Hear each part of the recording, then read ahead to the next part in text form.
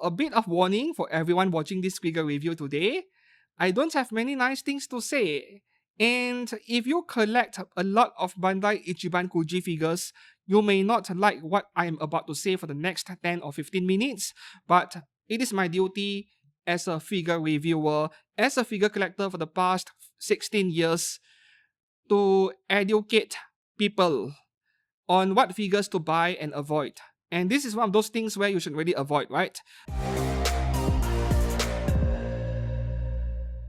Hi and welcome back to the channel. I'm Steven from X Kurogane Studio. Today with a figure review, which is not just a review but also kind of a bashing session of some kind.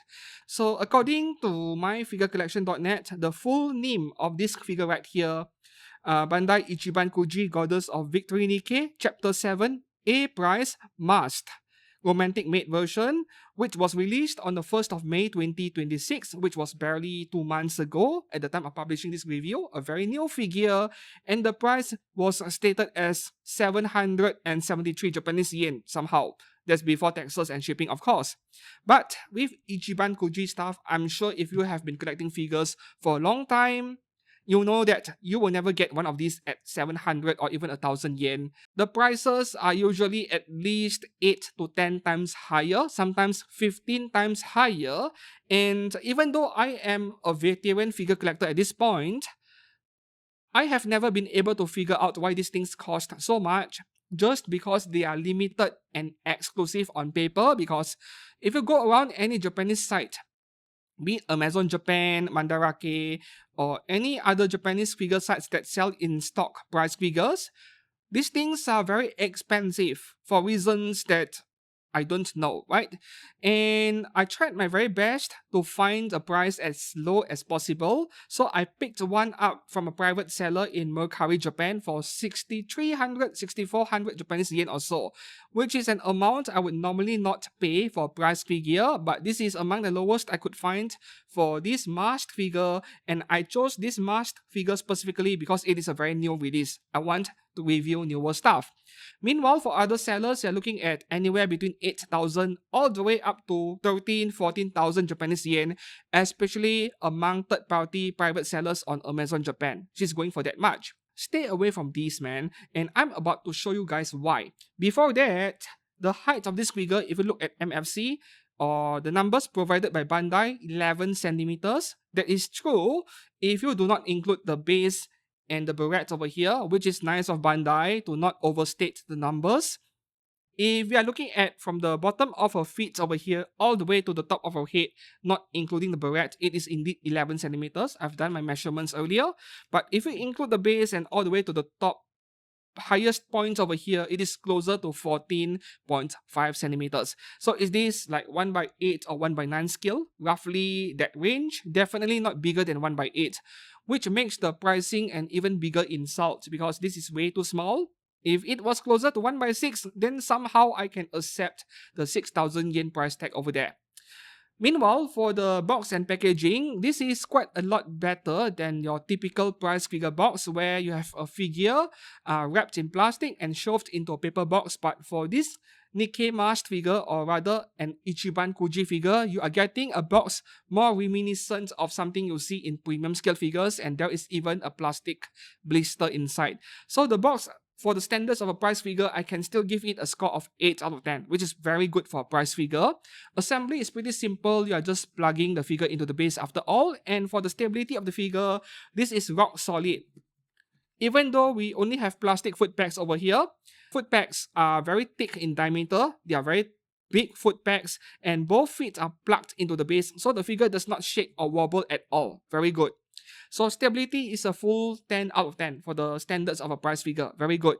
But this is about where the good news ends, because when we move into the sculpt territory of this figure, the only good thing I have to say about the sculpt is the face, because the face does look pretty good, look identical to Mast. There is always a chance where there are price figures where the company would mess up the face, which has happened before, like also by Bandai, Gigi Andalusia from Gundam, Mobile Suit Gundam Hathaway or something, right? I reviewed that figure before many years ago. They messed up the face so badly on that one, but fortunately for Mast, it does look like her, and the face is a solid 8 out of 10. Meanwhile, for the entire figure, the body, the torso, the legs, and so on, this is some of the worst quality control I've seen on the prize figure, even when compared to other prize figures out there by Sega or Furio or Taito, some of the very worst. If you look at the back of the figure on both sides, both of her hips over here, right? There is a huge amount of glue leaking out from the gaps between two separate parts that you had to wonder whether Mast had attended a bukkake session with 20 other men in a love hotel earlier. That's way too much. They're not even trying to fix it. They just left it this way. This is some of the very worst glue overflow or glue leakage I've ever seen in my 16 years of figure collecting, and that is including prize figures. And then there is the mold line, which is something I would say that is fairly common in prize figures.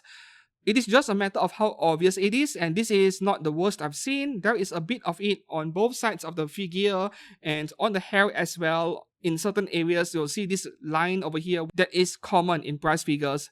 So some brands are worse with it, some brands do a better job with it. Of course, Taito's very best prize figures like T-Most and AMP Plus, they have almost gotten rid of this mold line, but it is still slightly visible over there. This is okay. This is considered average for mold line visibility on the prize figure. Meanwhile, for any other ugly gaps or seam lines, not the best as well. I've seen worse, but for example, on the left shoulder over here, the gap between her bare shoulder and the lower arm, there is a bit of visible gap over there, not very obvious, but I always spot such flaws on anime figures. And when you look at it this way, this prize figure over here, whenever we talk about sculpt in an anime figure, the things we look for when it comes to flaws like gaps and seam lines, glue leakage, mold lines, this prize figure somehow managed to tick every box on the things you shouldn't be seeing on a figure in general. So the quality control is egregious to say the least, and for that reason, the entire figure, I would give it a score of 3 out of 10 for the sculpt department, and that is the maximum. This could be even a 2 out of 10, right? And has there been any figure that's gotten a score this low in the past? I've reviewed over 200 figures on this channel now. I think there was only one figure that got a score this low, 2 to 3 out of 10, and that was El Coco's 1/7 scale Tokisaki Kuromi from Dead Alive. I think that review was from a year ago. That was pretty bad for a low budget figure. This is right up there among the worst figures I've reviewed. Meanwhile, for the paintwork, I'm not quite sure how to give a fair score over here, because when the foundation isn't there, when the sculpt underneath is not well refined, you don't sand away the imperfections, you leave all of the unevenness in the surface, or you leave the glue behind and you paint over it. Of course, the paintwork is not going to look nice. So I'm not sure if I can blame it on the sculpt department or the paint department, but in certain areas, if you look very closely, yes, the surface finish of the paints is not exactly very even, but at the same time, they look shiny, they look a bit more premium than a typical prize figure, especially the black color paints over here, a bit glossy, and there is actually some shading going on. And this is something you see in premium scale figures, of course. So the paintwork is at least slightly better than an average prize figure, but it is being hampered by the poor sculpt underneath. And then there is paint bleeding on the gold color outlines, for example, around this barrette over here. If you look behind here, they did not do a very good job with masking, and the gold color paint over here is not exactly the best I've seen. And one more thing would be the worst part of the paintwork. There is a huge amount of grey color spots on both of her legs, on the thigh region, and I'm not sure if this is mold or some other foreign contaminant that happened during the painting process. Maybe the seller who sold me this figure was not being honest. Maybe this wasn't a brand new figure, because I got it for really cheap after all. But at the same time, those grey color spots do not really look like mold to me, which is something that you'll see if a figure was being exposed to high humidity in a hot environment, because mold is something that you can scrape off or you can brush off if you try hard enough. I tried to brush off the grey color spots lightly with a toothbrush, a soft bristle brush, and I could not remove a single thing. So I don't think this is mold, but rather foreign contaminant or maybe very diluted paint that splashed onto the figure during the painting process, because I've seen this before. Sometimes when you are painting a figure and then you touch something else, maybe an airbrush or something, and then the paint vapor will splash onto whatever you're painting in small particles, and yeah, you get all these multiple small spots on the figure surface. So I think this is a paint splash from a foreign source during a painting process, a big quality control oversight. And this is the biggest flaw in the paintwork I can see on this figure. It is really inexcusable, even on a price figure, because you don't see this with other price figure brands once again. So with the paintwork, the score I can give is a 4 out of 10, which is very generous considering that I'm giving it a bit of credit for the shading paintwork on the black color paint. So this is supposed to be something a bit better than a typical price figure. And if the price was like 700 plus Japanese yen, that would be perfectly acceptable. Meanwhile, for the base over here, this is typical of price figures. I am not going to criticize the base too much. Simple, plain round disc. And you do have very thick plastic foot pegs, which is helping the figure to maintain stability, rock solid after all. The base, I can give it a solid average score of 5 out of 10. So my conclusion for today's figure review is pretty obvious. Like, stay the F away from Bandai Ichiban Kuji. If you are collecting low budget figures, and you collect shonen stuff, Bleach, Naruto, and so on, at least go for Bandai Figure Arts Zero, which are tiny figures, but they are vastly better in quality control.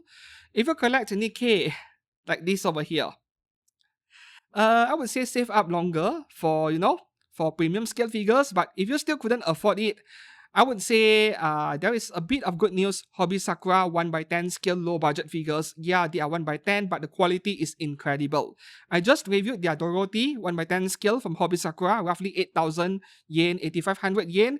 That should be something you are buying for 8,500 yen, 9,000 yen instead of a Bandai Ichiban Kuji.